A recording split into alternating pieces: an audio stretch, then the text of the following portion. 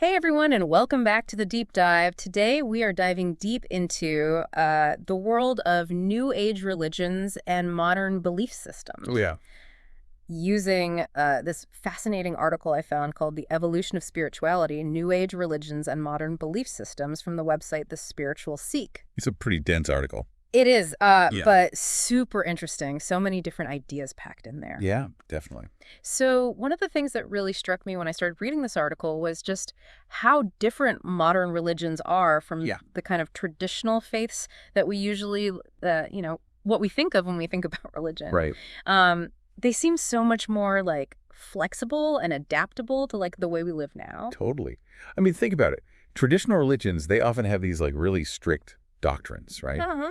And hierarchies and all that. But modern belief systems, they tend to be, way more fluid, Yeah. It's like they're trying to find a new language for spirituality that like speaks to people who are maybe like searching for meaning outside of those traditional structures.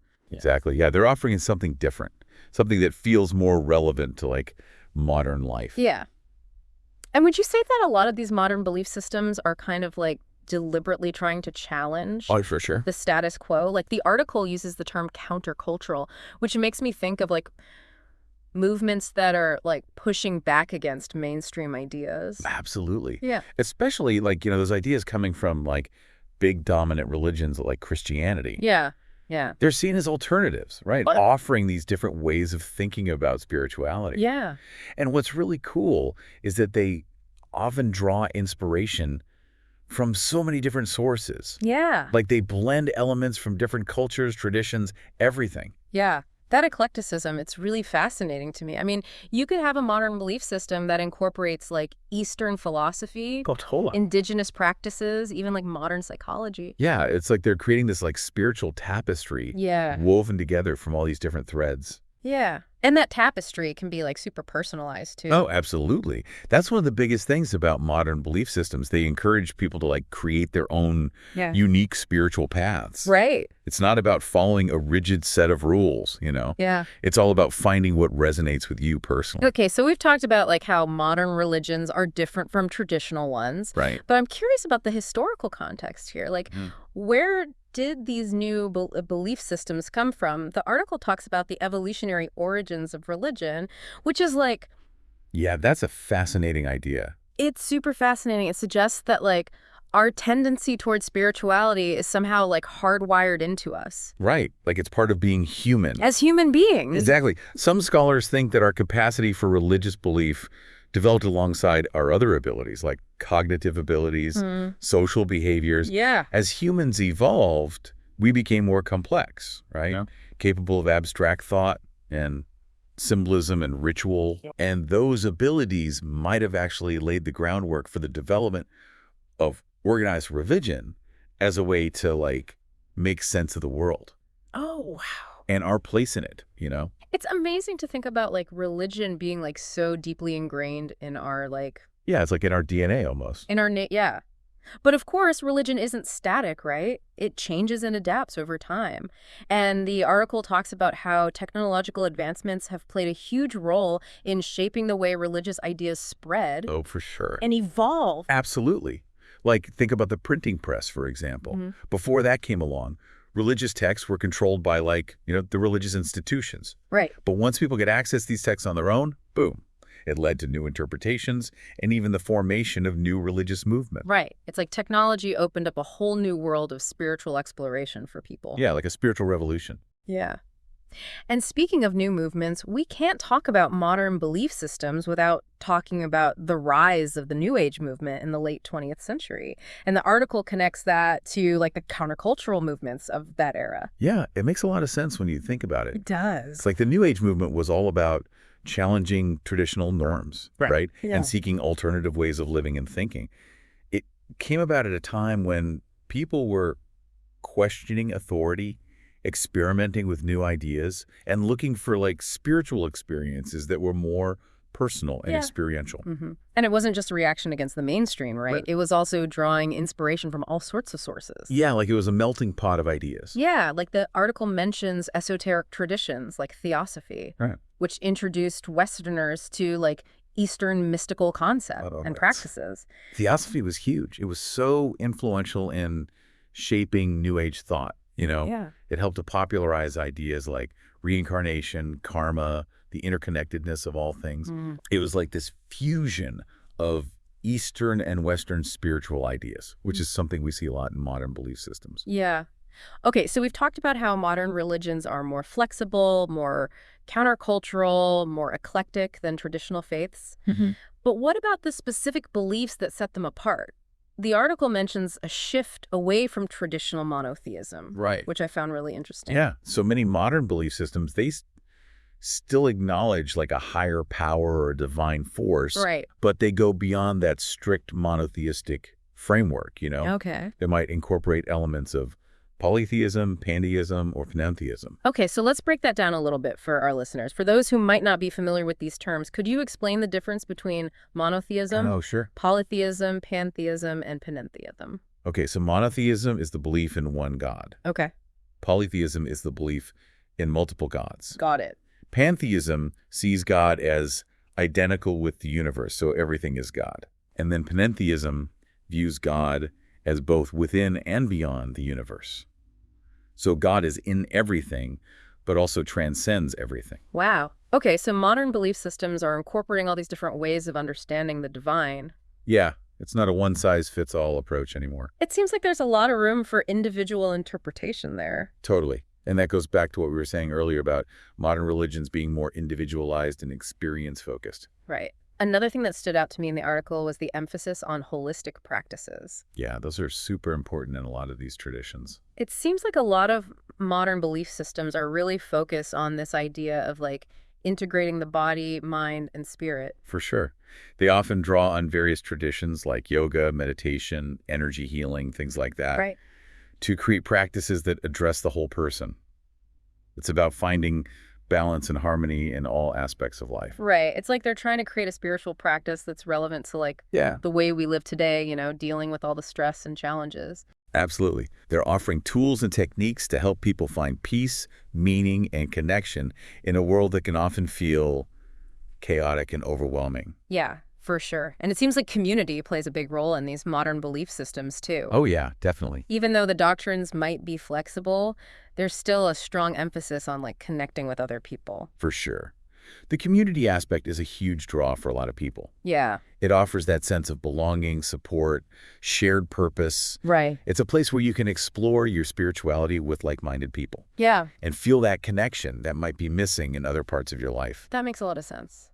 It seems like modern religions are tapping into that very human need for connection Yeah. and belonging, but in a way that feels like, I don't know, fresh Fresh and relevant. and relevant, yeah, to the times we live in. Exactly. It's a community based on shared values and exploration, not just like rigid rules. Okay, so we've talked about some general characteristics of modern belief systems, but I'd love to hear about some specific examples. Oh, yeah. I know the article mentions the diverse landscape of new religious movements in Korea. Can you tell us a bit more about that?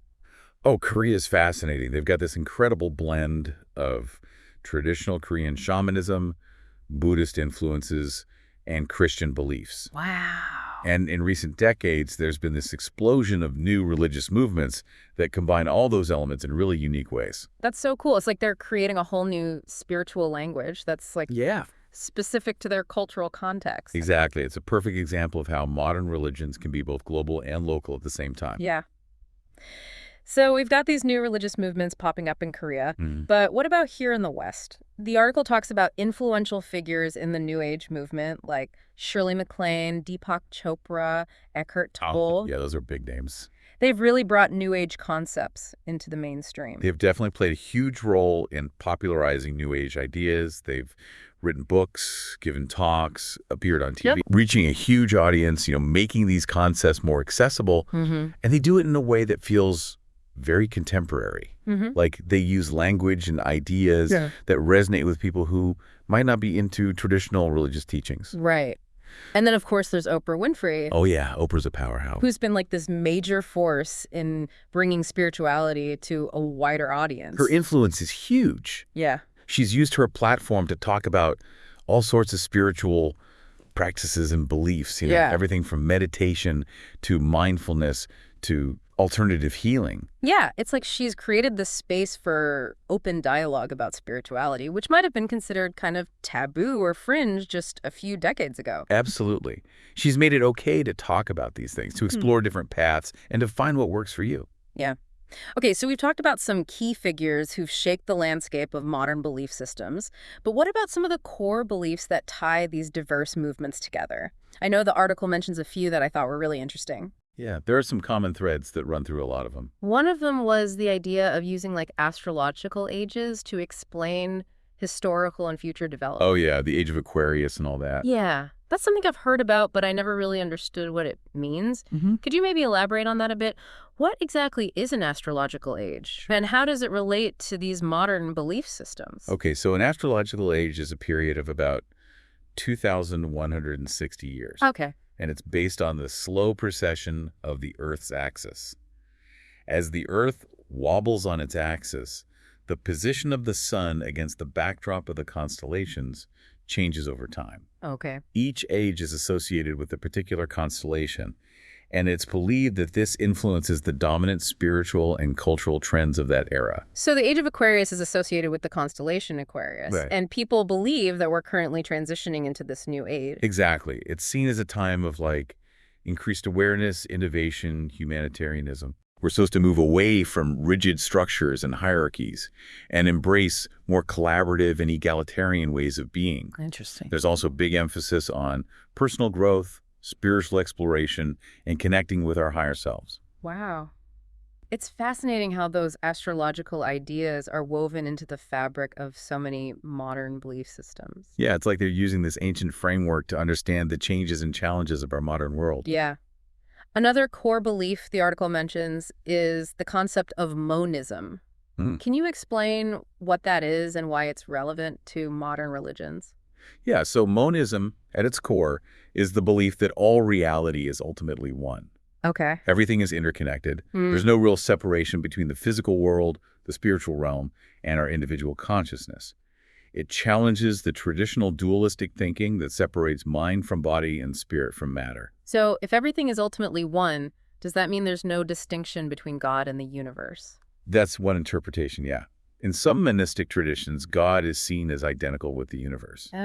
Everything is God, and God is everything. Yeah. No separation between the creator and the creation. Wow, that's a very different way of understanding the divine Is than the traditional view of God as like a separate transcendent being. right, It's exactly. a mind-bending concept. Yeah. And it seems like this idea of monism ties into another core belief mentioned in the article, the emphasis on self-deification as a path to enlightenment. Oh, yeah, that's a big one. So it's not about submitting to a higher power, but about realizing our own divine nature. Exactly. It's about recognizing that we're not separate from the divine source, but that we have the potential to awaken to our own inherent divinity. So it's about tapping into the power within ourselves. That's the idea. It's Yeah. very empowering. Yeah. And it resonates with people who are looking for a more personal and experiential approach to spirituality. Okay, so we've got astrological ages, monism, self-deification. What other core beliefs are commonly found in modern belief systems? Another interesting theme is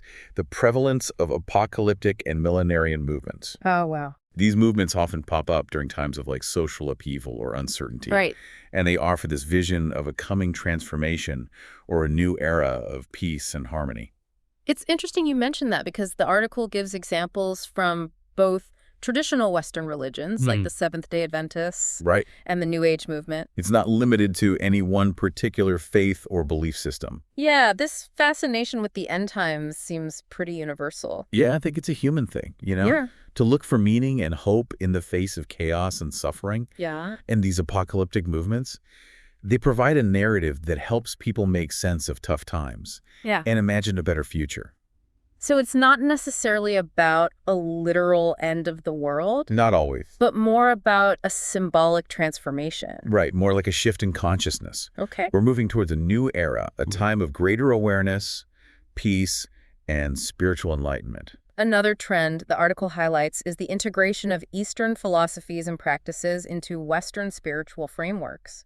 Oh, yeah, that's huge. We talked about theosophy earlier, Mm. but this trend seems to go way beyond that. It's everywhere. Think about the popularity of yoga and meditation, Yeah. or the growing interest in concepts like karma and reincarnation. And the article mentions organizations like the Theosophical Society, which played a key role in bridging Eastern and Western spiritual traditions. Yeah, they were pioneers, founded in the late 19th century. Wow. They were one of the first to systematically introduce Eastern spiritual teachings to a Western audience. That's incredible. They published books, held lectures, fostered dialogue between different traditions. It's amazing to think about the impact they've had on the spiritual landscape we see today. Totally. They help create this environment where there's so much cross-pollination between different traditions. Right. So we've talked about apocalyptic movements, Eastern influences, all sorts of core beliefs. But one thing that really struck me about the article was its emphasis on the global and cultural diversity of modern belief systems. That's really important to remember. Yeah. Modern spirituality is not like this one monolithic thing. Right way. It's a whole spectrum of beliefs, practices, worldviews, reflecting the incredible richness and complexity of human experience. Exactly. The article mentions secular groups, ethnic and ancient religions, African traditional religions. It's a global phenomenon. It really is. And it's constantly evolving, too. Absolutely. New movements are emerging, old traditions are being reinterpreted, and people are creating their own unique spiritual paths, blending elements from all over the place. It's a really exciting time to be studying this. It is. It's a dynamic and fascinating field. So we've covered a lot of ground in this first part of our deep dive. We have. We've talked about the definition of modern religions, their historical context, their key characteristics, some prominent example, and the core beliefs that tie them all together. Yeah, it's complex stuff. It is. Cool. But hopefully we've given you a good foundation for understanding the basics. Absolutely. We've just scratched the surface, but hopefully this has piqued your interest and given you a glimpse into this amazing and diverse world of modern belief systems. Now, in the next part of our deep dive, Yes. we're going to explore how technology has shaped the landscape of modern religions Can't wait. and how these belief systems are adapting to the digital age. So stay tuned. It's going to be good. So, picking up where we left off, it's amazing to think about how much technology has influenced religious practices, even down to the way people donate. Yeah, the article made that point, and I thought it was so interesting. Like, even something as basic as that has evolved over time. Yeah, it mentioned this shift from animal sacrifices to monetary donations. That's a pretty big leap. Right. It really shows how religious practices adapt to changes in society and technology. Totally. Like, think about it. In ancient times, when agriculture was everything, animal sacrifice was like a way to please the gods, ensure a good harvest. Right. It was deeply symbolic. But as societies industrialized, that connection to agriculture started to fade, and the economic system changed too. Exactly. Currency became more central to daily life, so it makes sense that it would also become part of religious practices. Right, like monetary donations just made more practical sense in that context. And they reflected the changing values of a more industrialized society, too. And the article also mentioned how technology influenced attitudes towards healing. Oh, absolutely. With the rise of modern medicine, people started relying less on those traditional healing methods that were often tied to religious rituals. It's like technology and spirituality have always been intertwined in some way. Oh, definitely. And that brings us to another big turning point, the invention of the radio. Right. That must have been a game changer. It completely revolutionized how religious content was spread. Suddenly, religious leaders could reach a much larger audience than ever before. It's hard to imagine a time when you couldn't just turn on the radio or TV and hear a sermon. Right. It's so commonplace now. Yeah. I feel like radio paved the way for those huge megachurches we see today. Oh, for sure. It allowed for those massive congregations and also gave rise to the charismatic preacher. The ones who could captivate listeners with their voice and message. Exactly. And then came television, which took things to a whole new level visually. Television brought religious experiences right into people's homes. Yeah, you could see the preacher, connect with their emotions. Right. It wasn't just about listening anymore. Yeah. The article pointed out the huge impact television had on evangelical movements. Oh, yeah. That makes sense. Yeah, those movements often rely on powerful storytelling and emotional appeals. Exactly. Television let them connect with people on a much deeper level and spread their message even further. And of course, we can't talk about the evolution of religious practices without talking about the internet. Oh, the internet. That's where things get really interesting. It's changed everything, the way we access information, connect with each other, even practice our faith. The internet's been a double-edged sword for religion, How sick? On one hand, it's made it easier than ever to explore different faiths and spiritual practices. You can find info on anything, connect with people from all over the world, even attend virtual religious services. That's true. But the article also mentioned that the internet's contributed to a decline in religious affiliation, especially among young people. Yeah, there are a few reasons for that, I think. First, the internet exposes people to a wider range of beliefs and perspectives, which can lead them to question traditional religious authority. So they might start creating their own individualized approach to spirituality. Exactly. Second, the internet provides that sense of community and connection that might be missing in traditional religious settings. Right, like online communities can feel more accessible and less judgmental. That's a good point. And third, I think the internet's just made it easier to live a secular life. You don't need to go to a church or temple for news, entertainment, or social interaction. It's all online. Right. So you can have a fulfilling life without necessarily subscribing to any particular religious belief system. While that might be a challenge for traditional religions, it's also an opportunity, right? Definitely. Religious institutions are starting to use the internet to connect with people in new ways. I've seen that happening, especially with social media. Churches are using it to share messages, stream services, build online communities. Social media has become a really powerful tool for religious engagement. It lets religious leaders reach a global audience, build relationships with followers. And create that sense of community that extends beyond physical boundaries. And it's not just one-way communication, right? People can interact, ask questions, share their thoughts. Exactly. It's a much more interactive and personalized experience than traditional forms of religious communication. And it's not just social media. Mobile technology is having a big impact, too. Oh, for sure. The article mentioned how mobile technology gives people access to sacred texts and prayer resources no matter where they are. You can literally carry your faith with you wherever you go. It's amazing, like having a prayer app on your phone and getting a reminder to meditate during your lunch break. Right. It's a whole new way of integrating spirituality into daily life. And it's not just individual practice either. Technology is changing how religious organizations operate, too.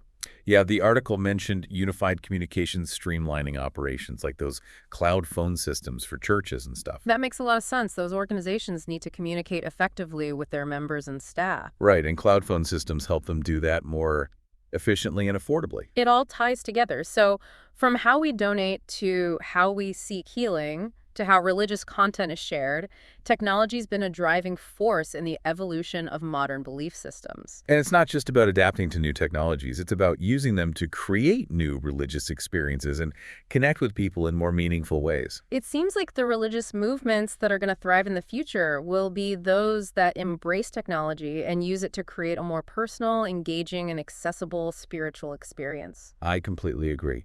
The future of religion will be shaped by those who are willing to innovate and meet people where they are, both physically and digitally.